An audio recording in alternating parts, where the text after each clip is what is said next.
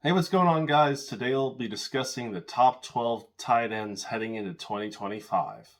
This on another episode of...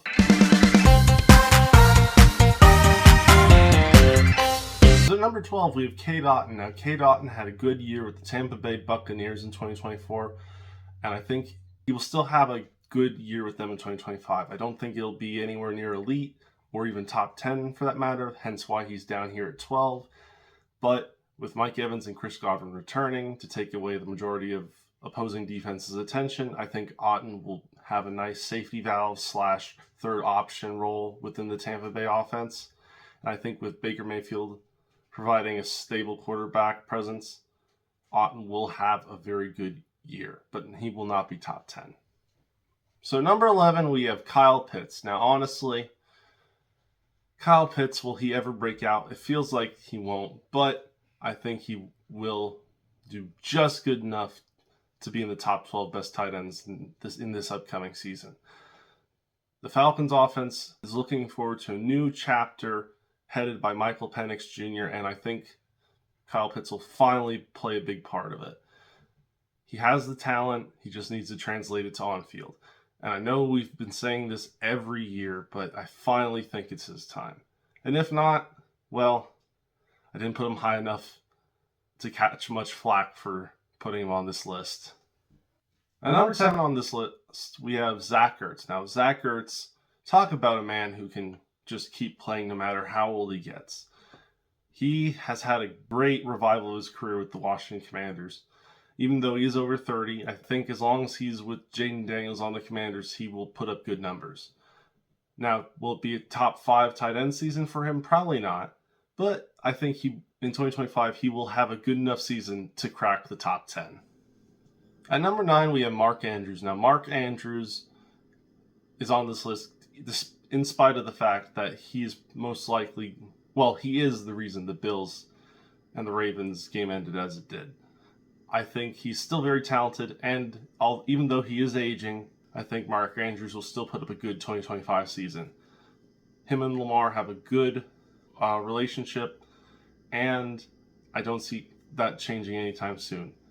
I think he'll still put up good numbers, maybe not great numbers because he will begin to regress soon, but I think as long as he improves his ability to catch those easy catches, he will put up a great season for the Baltimore Ravens in 2025. So number 8, we have Pat Freiermuth. Now, Pat Freiermuth, he's such a good tight end for the Pittsburgh Steelers. He's consistent. You know what you get with him. Nothing fancy, nothing special, but he's a good, solid tight end that you'll know will always be there. And I think, quarterback pending, because as of time of recording, Mason Rudolph's the only quarterback on that team. I think he will have a good season. Honestly, regardless of who the quarterback is, he will have a good season. I think if it's Mason Rudolph, he'll be a good safety valve for a quarterback who isn't necessarily a top-tier quarterback in the league. And if it's Aaron Rodgers or Russell Wilson, Pat Freiermuth becomes even more dangerous as a tight end for the Pittsburgh Steelers. Quarterbacks. At number 7, we have Travis Kelce. Now, Travis Kelce, I honestly expected him to retire, but as of right now, he's coming back for 2025. And I think he will have a very good season. He's still going to be Patrick Mahomes, one of his favorite targets in the passing game. So you're guaranteed good production as long as he can stay healthy. And he usually stays healthy. I think generally Kelce is a very good tight end. I wonder how much of his regression last year will continue into this year. But as long as it's only a minor amount of regression, he will still be one of the better producing tight ends in the National Football League. So number 6, we have Sam Laporta. Now, Sam Laporta had a good 2024 season, although when you compare it to his 2023 season, it's a sophomore slump, and that's unfortunate for him.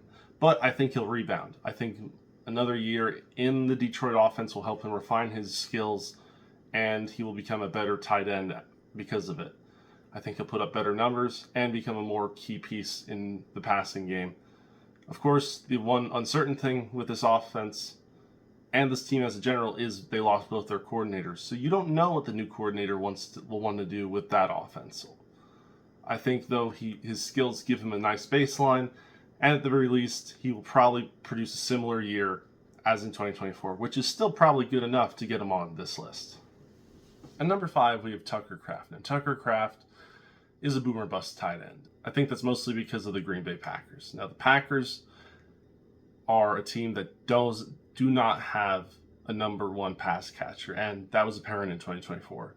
Every week it was a different guy. One week it was Kraft, another week it was Reed, another week it was someone else. And it was never consistent.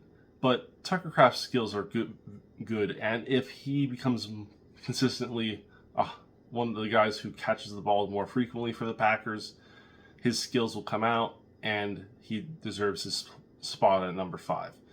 But if the Packers continue their 2024 ways of playing pass catcher of the week and not being consistent at all on who they're throwing to, forget I put him here, because this can easily be one of the biggest mistakes of this list. So number 4, we have Jonnu Smith. Now, Jonnu Smith, I cannot believe that I actually am in the place where I'm willingly putting him here. He excelled with the Miami Dolphins last year. He was one of the biggest surprises at tight end position in 2024, but I honestly am so thankful for Arthur Smith failing the Falcons so bad that the Miami Dolphins were like, hey, this tight end's pretty good. Let's get him for the team. Because Jonnu Smith is a great tight end. And in a year or two is healthy, he will be a treat to watch in 2025. So number 3, we have someone who I'm sure will surprise no one in being this high in Brock Bowers. Now, Brock Bowers, you had an amazing rookie season, and I'm excited to see where you go. And this is only amplified by how bad the Raiders roster is. Because you, Brock Bowers, have no competition in that locker room for catching passes from Geno Smith. No one else on the Raiders will even come close to challenging Bowers for the number 1 pass catching option in Vegas. And I think that's a great thing for Bowers.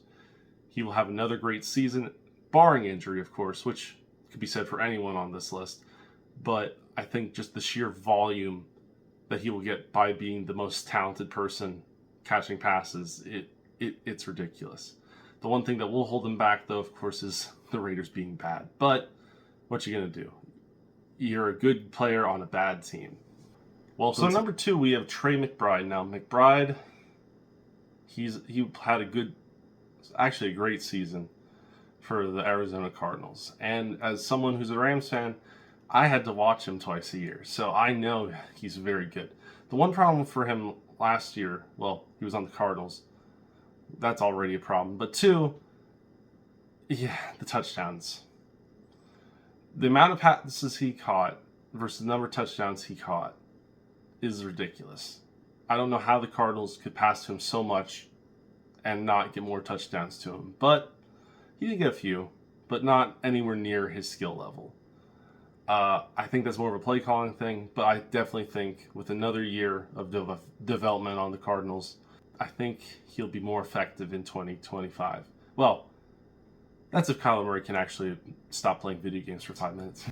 So number 1, we have George Kittle. Now, it pains me to say this, but Niners fans, you have the best tight end in the NFL heading into 2025. He's not to the point where age is starting to affect him yet, and he will be the best pass catcher on your team in 2025. Brandon Ayuk is controversial, and he might not even be on the team in 2025. And Deebo Samuel's gone. So, congratulations, Kittle. You are it. You are the man on the 49ers. You have no competition for the most part, and you are going to be Brock Purdy's best friend. Now, of course, that being said, the one thing on the other side of the coin for that is now all the defenses will actually focus you, because you are the main part of that passing offense for San Francisco. But if the team's actually healthy, I can still see you putting up the best season of all the tight ends in 2025.